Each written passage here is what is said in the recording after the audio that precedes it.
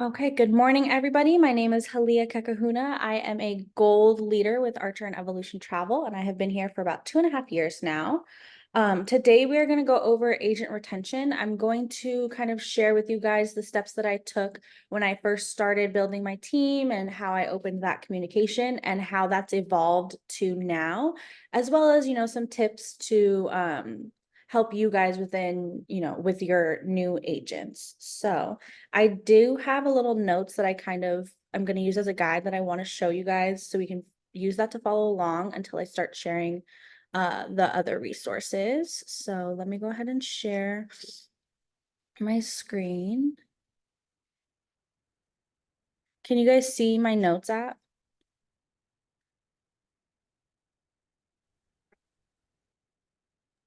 Yes, I can see it. Okay, perfect.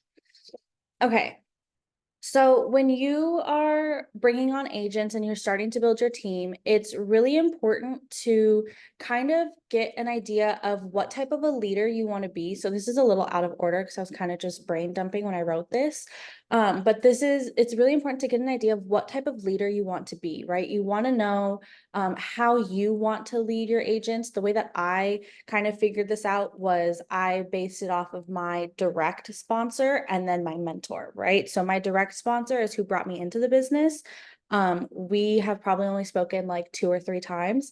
And granted, I probably could have reached out more and asked for help. However, I'm pretty sure she left the business like right after I joined. I truly don't know.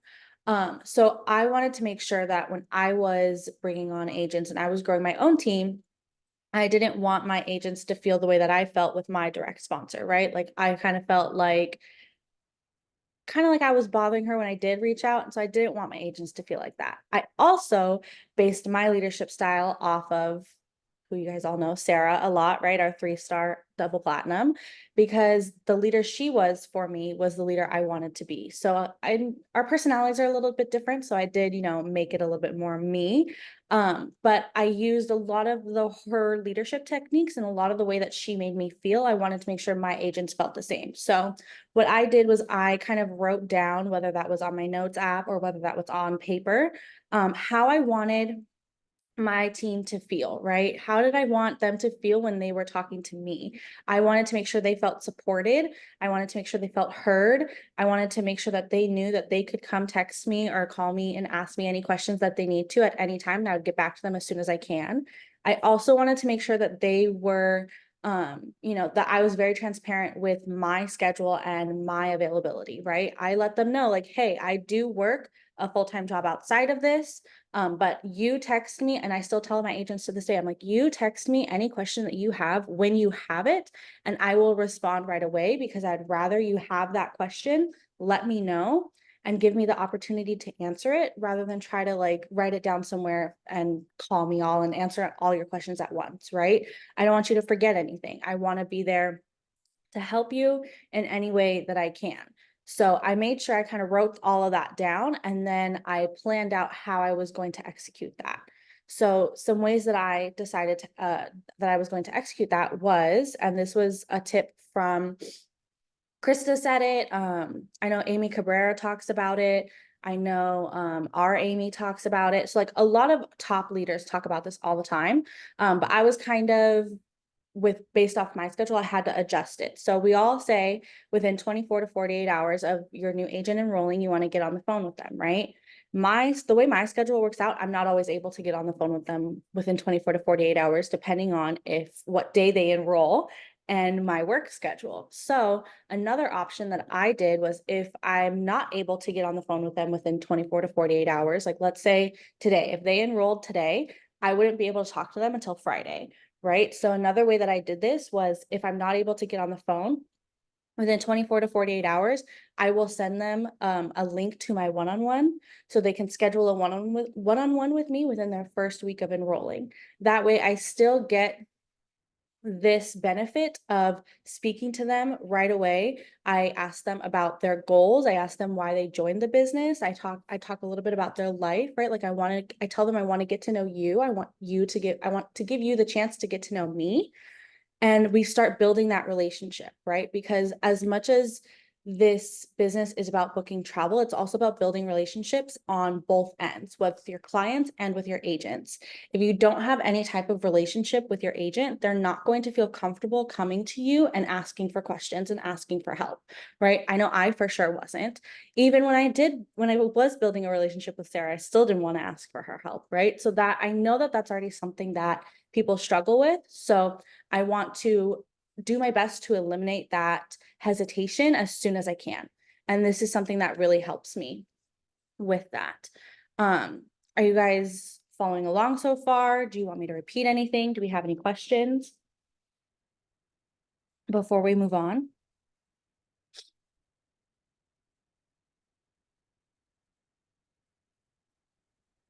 Good. Okay, great. So the next really key thing is communication. I mean, I feel like this is key for all walks of life, right? But communication, you want to have some sort of regular communication with your team. When I first started, that was kind of just a group chat. It started out as a text message group chat, and then I quickly realized that that was not going to be sustainable because I have an iPhone, and so if you have Androids, you have to create a new group chat anytime someone leaves or anytime someone comes back. And that was just getting too confusing for me, right? So my suggestion would to be used like Facebook or Discord or something like that. Sorry, my nose is running. Facebook or Discord or some other platform. I used Facebook. I thought it was like easier to kind of put together. I had never put together a whole Discord thing before. So I stuck with Facebook. So I'm gonna kind of show you guys how that started out. So I have my messengers here. At first, I just started. Oh, look, Victoria, you have your new business cards. Congratulations. Um, at first, I just started a chat. No, I don't want to scroll down that way. You can see right here, but this one's connected to my group. So I want to go all the way down. So at first, I started a Facebook chat. Let me search it.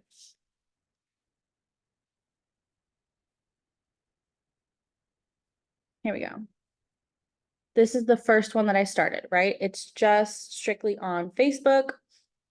Right here, it's just a normal chat. I would talk to my agents all the time on here. I would send updates. I would have team meetings. I would send trainings, all of that stuff, right? It was a great place for us to all get together and talk.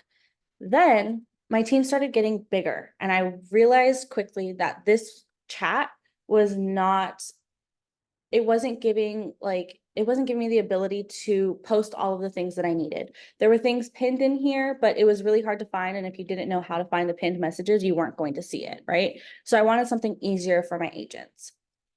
So I created a Facebook group. And I'll show you guys my group right now. So super simple group. Did a little about section. I use ChatGPT for that, right? I have pinned here, I have shout outs for my team for any bookings that they do. I also have my one-on-one link pinned right here. So that way the first thing that they see when they go to my Facebook group or for our team is a shout out booking form and my one-on-one link. They have access to me and to be celebrated all the time. You also want to, start creating some sort of culture, right? As you guys can see, my team name is Wandering Wanderers. I would start off with a team name, right? As soon as you start building, create a team name. I kind of waited until I was bronze because I didn't really realize I needed a team name. But you want to create one now, right? Lock that in, start getting used to calling your team that. Whenever I email my team, or post on here, I'll say, hey, Wandering Wanderers, or I have like WW as the little abbreviation for it. That really helps build culture with your team, which is also part of that communication process, right? You want to make sure you're constantly communicating with them, whether that's, posting in the Facebook group. I also email them at least once a month because to make sure that everybody is in this Facebook group and just to make sure that if someone's not in, they're also getting some form of communication outside of, direct messaging with me. So when you're in your Facebook group or your Discord group or wherever you decide to use this platform as, you want to make sure that you're giving your team access to resources, right? So yes, we know that they have the Travel Knowledge Facebook group and they have, Travel Knowledge website, as well as Travel Cafe and all the other resources we all have, right? But this is your team. And you want to make sure that you're also providing them with whatever resources you want your team to have. So, for example, I post the daily live schedule. There we go. Daily live schedule every single day in here. It's super easy to post. I literally just go to the Travel Knowledge website and take screenshots. I do this every single week and I post it for the week. And then if there's any adjustments, I always go in and I make them. Amy Moore also posted it in the Travel Knowledge Facebook group. So if you want to, double check that trainings are still happening, I always go there just to make sure, and then I'll update the picture if I need to. I post stuff about upcoming trainings that I really think my team should attend, right? So like mine, I wanted some of them to attend. I have a new week, new start, and ask them for their goals for the week. This one is automatic through Facebook, so it's scheduled for every single Monday. I have motivation and inspiration posts in here. I have more trainings that I want them to attend. I welcome everybody, right? This one was a copy and paste of something Sarah had posted in the Travel Knowledge group. So if I see something that I really like in the Travel Knowledge group and I want to make sure my team sees it, I will put it into my group as well, right? Because again, I want to make sure that they're getting these resources that I think are going to be helpful for them. I can also schedule out posts. So I have a bunch of posts scheduled out for the rest of this week. I go in and do this weekly. That way I know that my team is getting this information and that they're getting it every single day. I want to make sure that they have that access so they know, like, hey, if I don't know something, I can go to the Wondering Wanderers Facebook group or I can text Halia, right? I also have posted here some other like important information. Like this is an update on the commissions that Archer had posted in March, other important updates. And then I create new resources for them. So I don't know if you guys saw Nikki Lowe's training on, it was like her agent role play and it was like the 2-hour block one. I really liked her travel booking resources start.me. So I copied it and edited a little bit and created my own for my team, right? So this is something that they all have as well. I have one for team building too. So I have a bunch of different resources for my team that they have access to all the time. Like I said, I always email them as well.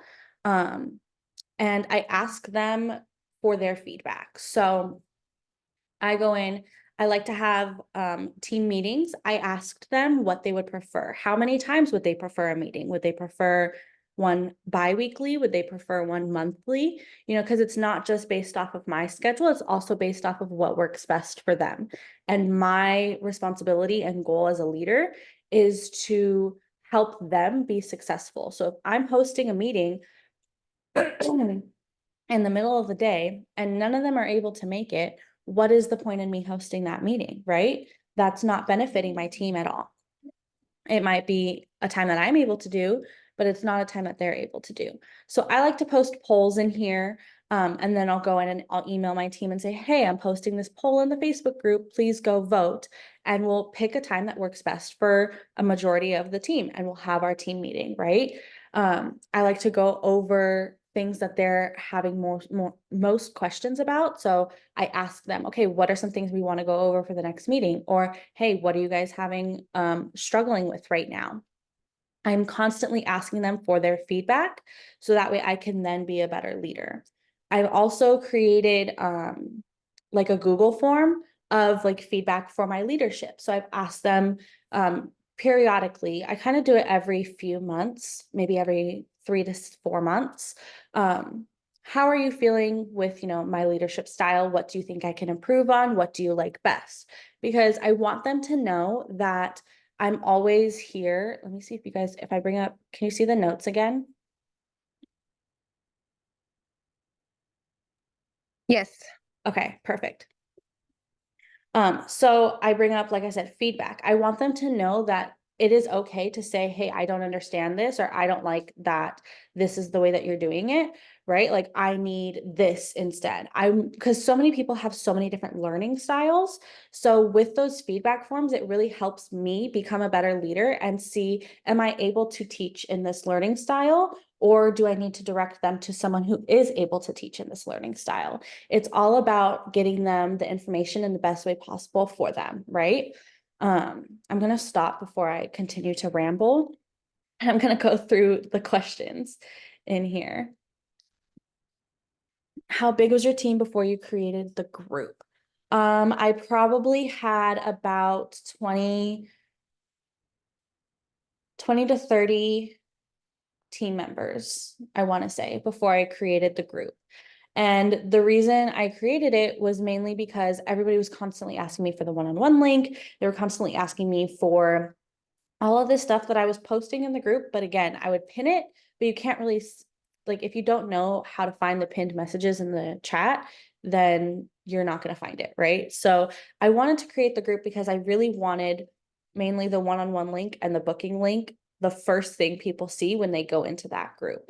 I really love shouting out my team and celebrating my team. And I wanted to do that more often. And I was finding that they didn't even know that there was a shout out link, right? So they didn't even know about that. So I wanted to make sure that that was very prominent. Did you ever struggle getting your team on the Facebook group? Yes, absolutely. I still do. I think now I have everybody, but I literally for the longest time had like 10 people in my group and I was like, I have a team of like 40, so this is not working. So what I do is every time I email my team, and I email them like monthly, sometimes twice a month, depending on, what I have to say that month.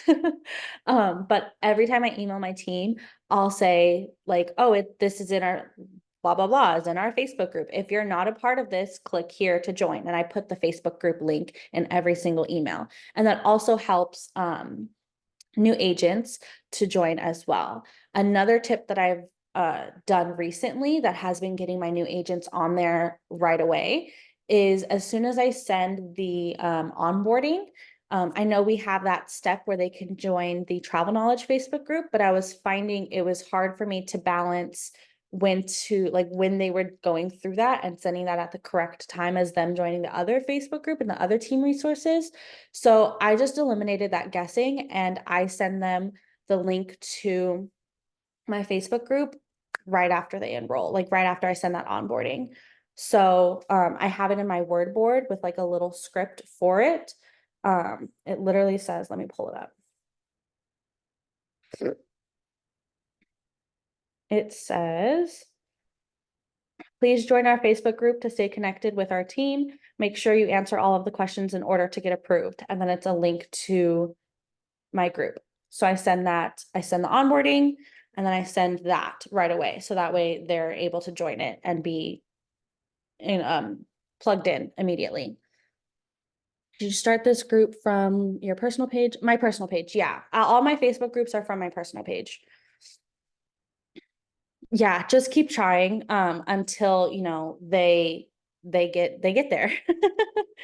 And eventually they'll be there. I literally just plug it everywhere. Anytime I talk to anybody, I'm like, are you in our Facebook group? Are you in our Facebook group? Are you in our Facebook group? So just keep doing it. Do you remove people as they drop off? No. They can remove them. They can leave the group if they want to. But I currently have a couple of agents in there that are taking a pause on their account, but I'm not taking them out of the group. Because I know that they're going to come back. So it also just depends, like if this is something that they really don't want to be a part of, they can leave. Can you put that script in the chat? Sure. Let me pull it back up again because I actually don't know it by heart. Oops. Please join our Facebook group to stay connected.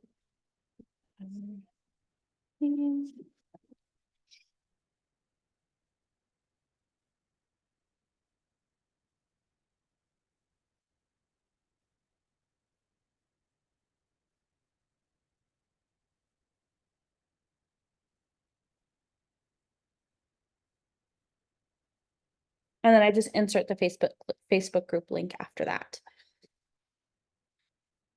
To set up the one-on-one, do you use Calendly to schedule or do you do it another? I use Calendly, yeah.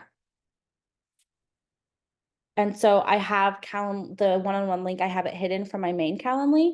So when prospects are looking at my Calendly, they can't see my one-on-one link. Only my agents can. Okay, exactly.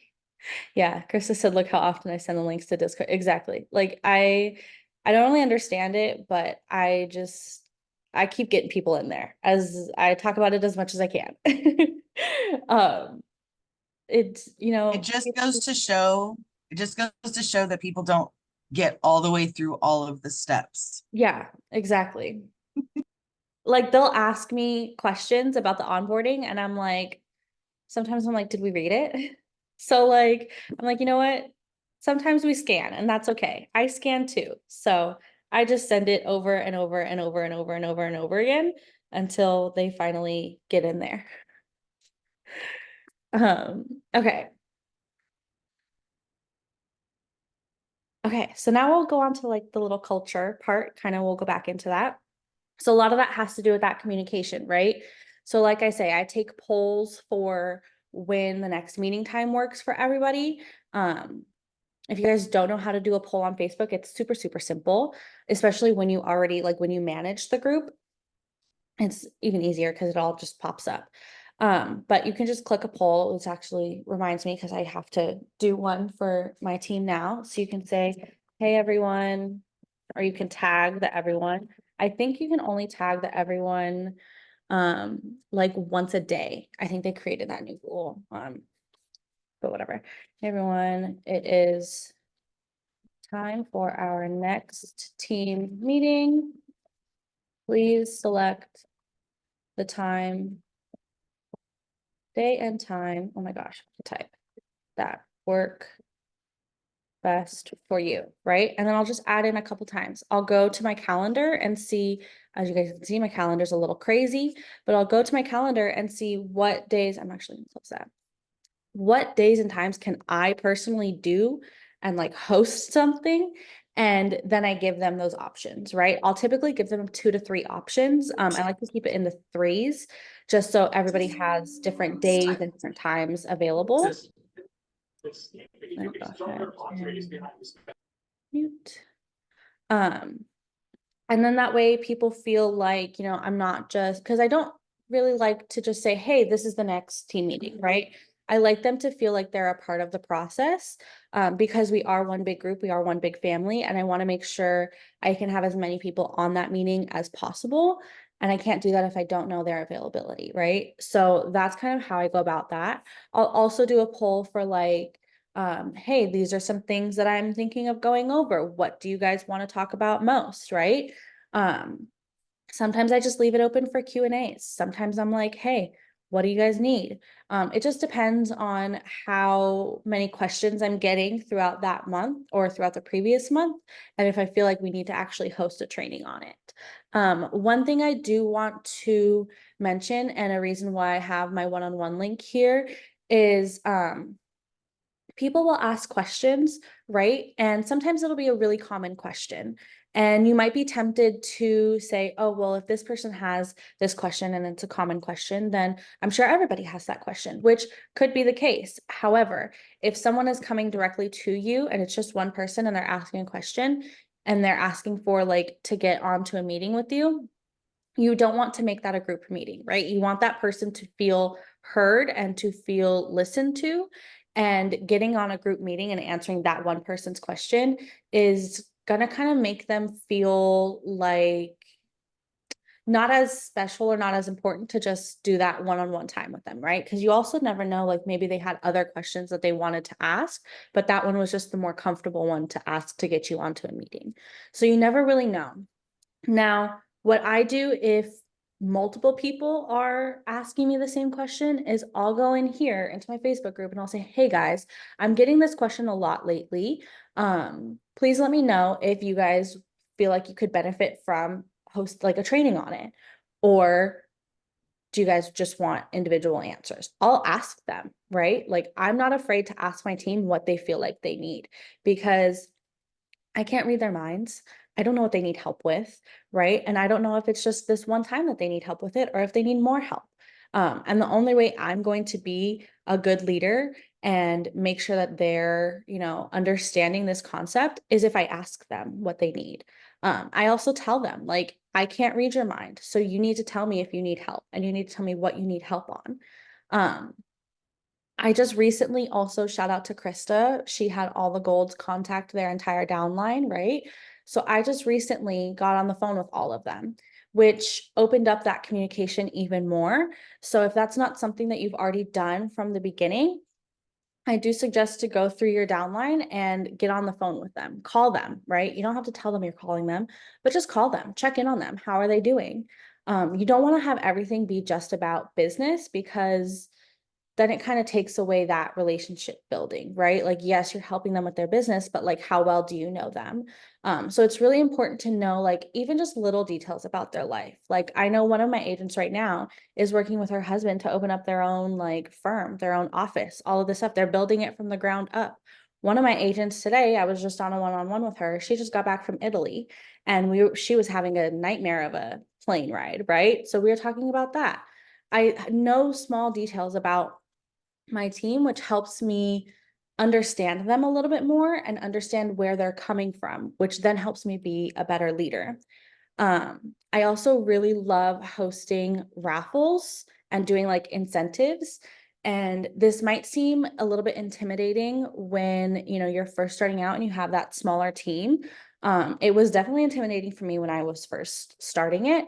But the more I did it, the more I realized, okay, this is fun. And the prizes don't have to be like luggage sets or $50 or $100 here. Like, the first raffle I did, I literally did like a $20 gift card to Target.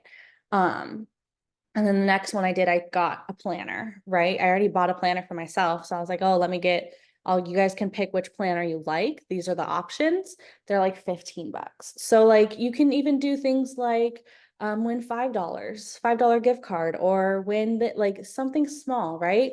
And the first things I was doing was when my team was first starting out. So they weren't booking yet. They were just learning all the things. So the way that I did the raffle was travel ads. I did, I gave them a time frame, and kind of how Sarah has us fill out that Google form. And the same type of thing. Like, I said, if you post a travel ad every day, right? I want you to screenshot your travel ad, post it here, and you get an entry into our raffle. Whoever is consistent with posting the most travel ads every single day wins, right? So that's how I did it. Or I just did, you get an entry and I hit the little random thingy and you guys all have an equal chance. So you guys can do things like that. Or you can do things like posting travel ads or engaging in Facebook. That's actually another one that I'm going to be doing, because a lot of my agents, I feel recently they've been having trouble, like, they've engaging. Like, posting is great, right? We all know posting and Facebook is great, but engaging is where you really need to like focus on to get your posts that you're posting out to people. So you can do something like screenshot every time that you engage on someone's post and put it in here, and that's an entry for a raffle, right? Something like that. They can be small little steps and small little prizes until you feel like you're able to do those bigger prizes. Those are super fun, not just for us as leaders, but also for our team. It builds that competition within them, right? Like, they're now like, oh, it gets them excited. And so that's really fun for me to do. I know how I feel when I'm like competing in a raffle, like I'm trying to win, right? It also helps show them that like it's not as hard and it's not as intimidating as it might seem when you're first starting out. Yeah, a gift card is great. This is actually what I wanted. I did like a $10 to $15 Target gift card. And Target I really love because you can do them electronically, so you don't have to send them anything. I don't really know about the other ones. I've only done Target so far. Or you could just, like, send them money, straight up send them money if you wanted to send them $10, $15, right? Um, I also did, like I said, the planner, and I just sent it to my agent's house. Evo Rewards has fun stuff. I was just about to bring that up too. Like you can do like they have like cool coupons on there as well. So you guys can get creative with it and have fun with it too. Like this should be fun for you as well. And just like remind your team too. So I'll send emails out. I'll send the Facebook post, I'll tag everybody, like I make sure everybody knows, right? I'll also talk about it anytime I'm texting them. Like if they ask me a question like, hey, did you see the raffle? Right? You want to make sure that they are seeing it because sometimes things get missed. Let's see, I kind of rambled. Let's see if I missed anything. No, all right. Okay. I'm gonna stop sharing. Do you guys have any questions? Anything you want to go over?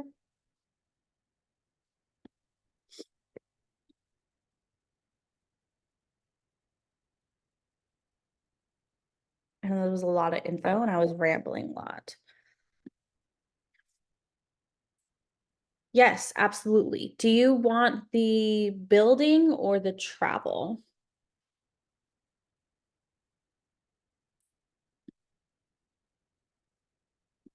Both. Okay. Okay, one second. Here we go.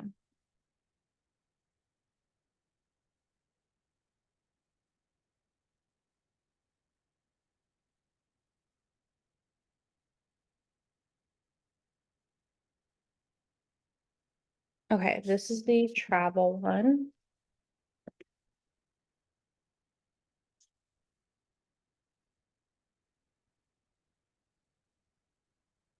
And then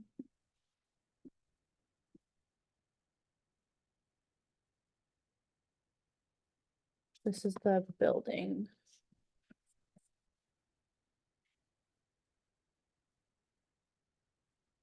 Okay.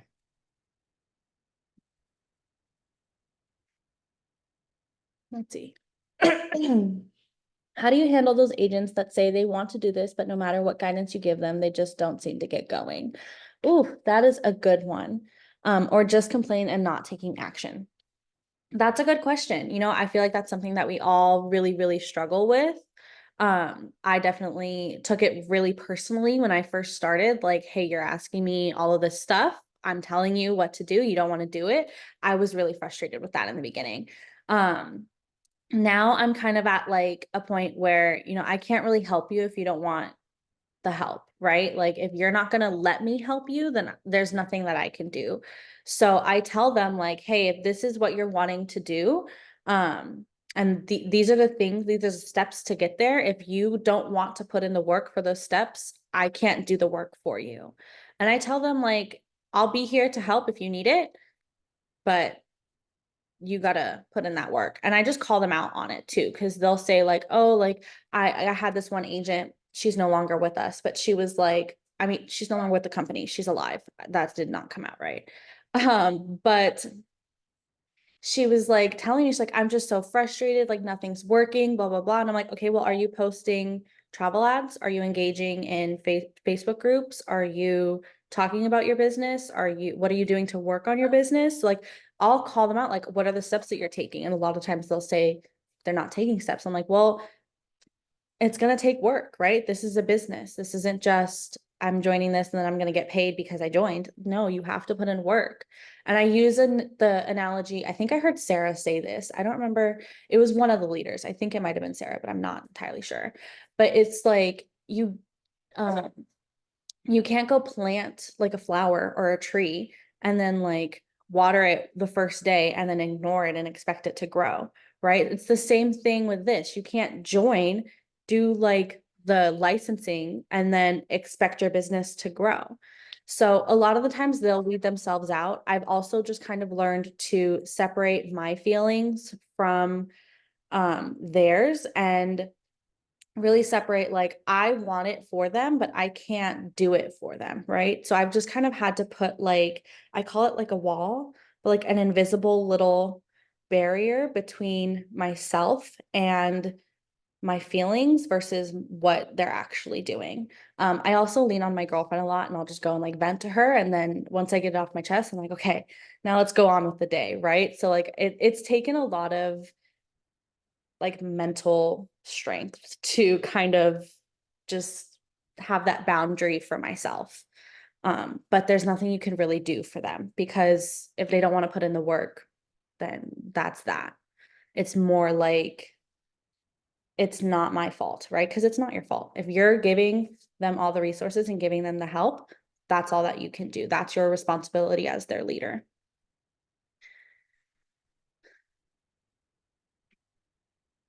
Okay, she helped. Okay, any other questions?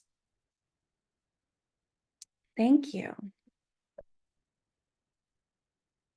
Okay, I'm gonna stop recording, but I'll still stay on for questions.